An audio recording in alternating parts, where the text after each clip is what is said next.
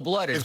He was straight from the heart. Yeah, he hugging the guys as they come in and, congratulating them. Like that Alarcon from Mexico. Yeah. He's all into it, you know, and should we then, Kamara, should we prank him or should we call him? And it was warm. Okay, I'm not sure that's like the complete opposite of a lot of coaches I've been around because they motivated more by fear, where you were afraid of them. And the last thing they want to do is have a heart-to-heart with you about how great it is that you're on our practice squad. You think Coach Belichick hugging anybody? No, he's not.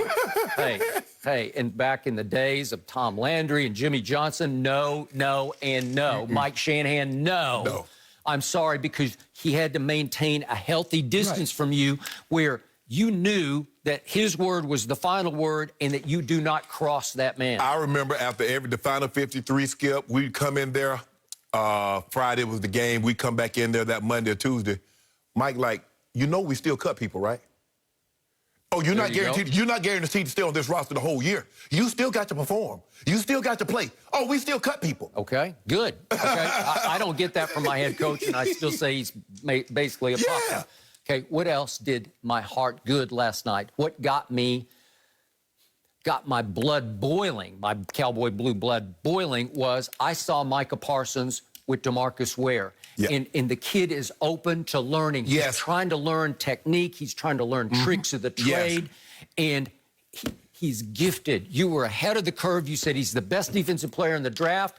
I love Patrick Surtain. I still say he's going to be like a 10-time Pro Bowler for your Denver Broncos. And he'll be right in there for Defensive Rookie of the Year, but it's going to be hard for him because he's got to intercept like 6 or 7 passes. Correct.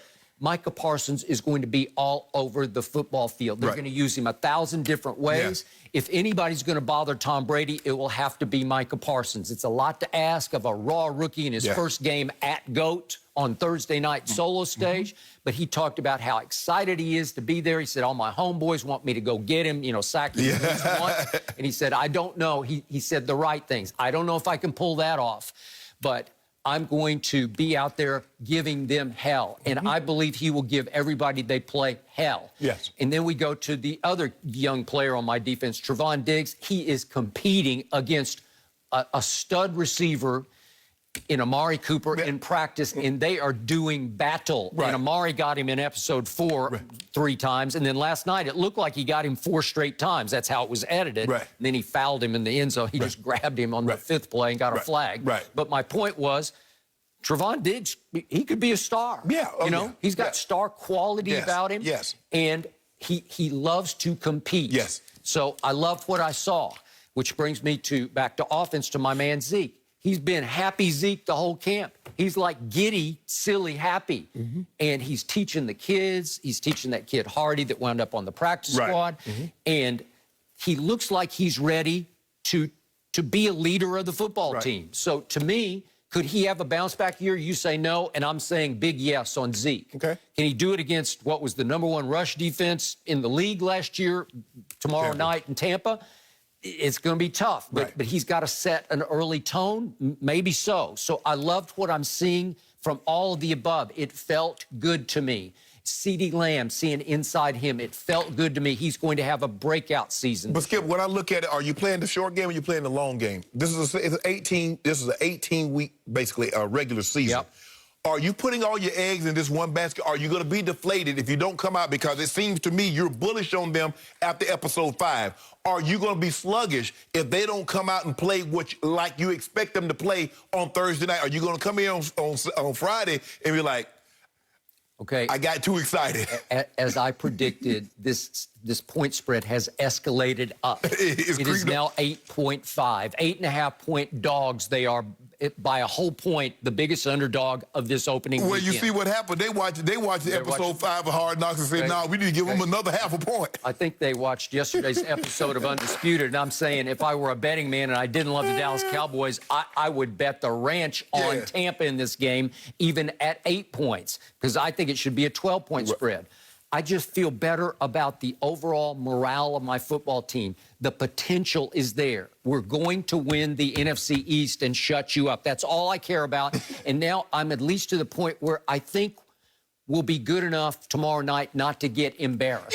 but you picked the score to be something like 35-10. I did 35-10.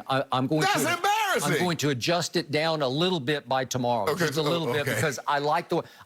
Dak will not have played a football game of any reality. There's a lot of guys that haven't played football games in a very long time. But he hasn't played for 333 days. Yeah. Do I love that? I do not love that. Well, Lyle Collins hadn't played it even longer. Tyron Smith is right on that in that same. Well, at least they went out there and got 4 or 5 reps in the preseason. Okay, and they're still playing games about Zach Martin. I doubt seriously he's going to play, but they're saying under the protocol, because he's vaccinated, that he will get a chance to pass 2 straight COVID tests. Right. To get to tomorrow night, that there's still a tiny window of opportunity that he might be able to play. Obviously, he's not injured. I don't know what COVID is doing to him. CeeDee talked about how he quickly lost taste and smell. But it went away and it seemed like 4 or 5 days, and he was right back to normal. So I don't know what's going on with Zach's body right now, but if he's okay from COVID, then I wouldn't be shocked if he'd play tomorrow night. So I got all that going for me. You're hoping. Okay, I am hoping. So now if you want me to go back to pessimistic and objective, I will cap it off with this. The man who scares me the most about my Cowboys is the same man who has owned and operated the Cowboys since 1989. And the most horrifying scene of all of episode 5, and really all of Hard Knocks, came fairly early in last night's episode. If we could see Jerry in the cuts meeting with the coaches and Will McClay, the personnel director, with Stephen at his side, Stephen Jones. Discussing guys. Running backs. Hardy is a work in progress. Given him a lot of opportunities here the last couple of weeks, and he'll be better for it. I mean, so. And we know he's got a level of burst and a level of quickness. Now, if something changes between now and 3 o'clock tomorrow because of a switch or a swap or a trade or we reserve the right to change our mind till 3.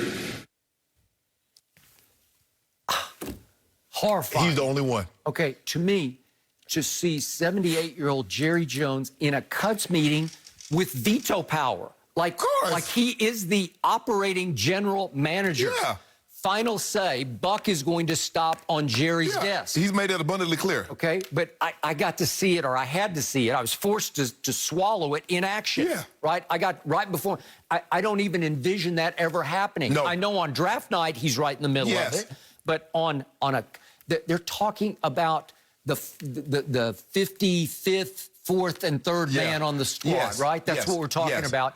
And he wants to know everything. He wants to have his hands on the final 3 guys who make the roster. Skip, some owners on draft night will be in there, but it's just mainly for show. Just like, okay, I'm a part, but they're not okay, who are we doing and all that, anything like that. They're definitely not in the cuts meeting. Mr. B was not in the cut meeting with Mike Shanahan. Has any owner in the history of the league been in a cuts meeting? No. I could see if maybe they sat in on the final meeting before a Super Bowl just to hear what the strategy was. This is the minutia. As Jerry said, the night he bought the team, that it was called the Saturday Night Massacre back in February of 1989. He said that night, while everybody was mourning the quote-unquote death of Tom Landry, as in that was the end of him. He'd been fired.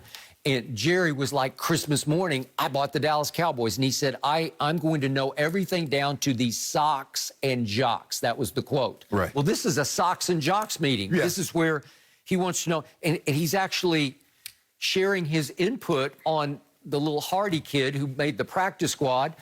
And he's saying, well, we know he's got that burst. That quickness, that burst. What? It's like fantasy football. It's like he's sitting up there watching like a fan.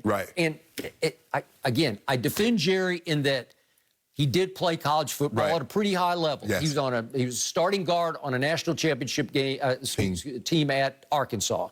But the point is, as much as I credit him for making the Charles Haley trade, because he is a wheeler dealer, that's where he's at his best. If you tell him, hey, Charles Haley is really good and he could change the balance of power, oh, okay, well, let me go see if I can pull this off Right. with Carmen Policy in Yes. San Francisco. And that was 1992 Right. when he pulled it off. Right. They were sick and tired of Charles Haley. He'd become way more trouble to them than he was Very worth. sick and very tired. Very sick and very tired because the episodes were ugly beyond printable. We can't even talk about And them. getting worse. Right, and getting worse. And somehow Jerry pulled off trading for Charles Haley, and it simply put them over the top into winning the next 2 Super Bowls that should have been, as you know, maybe 4 or 5 Super Right. Bowls. But they did win Right. 3 out of 4. Right. And that was thanks in large part to Charles Haley and to Jerry Jones. But does he understand and know football? Not really. You know where you get this from. What other owner in NFL history? Al Davis. Thank you. Yep. He sat at the knee of Al Davis that first year. Right away, they started having camp joint practices with the Oakland Raiders. Yes. So that Al Davis and Jerry could go to dinner every night. Skip, like we have practice scripts. Yep. Okay, you got the plays that you're going to run. They had to give Al a practice script. Yep. Copies of the practice, Al had to see, like, okay, does this match up? Okay, but Al had at least had coached. Skip, he was had been coach. a He was the head commissioner of the coach. AFL. He was the commissioner of the AFL. So- but he also coached. Yes, he was the head coach yes. in the AFL. So it wasn't just like, okay,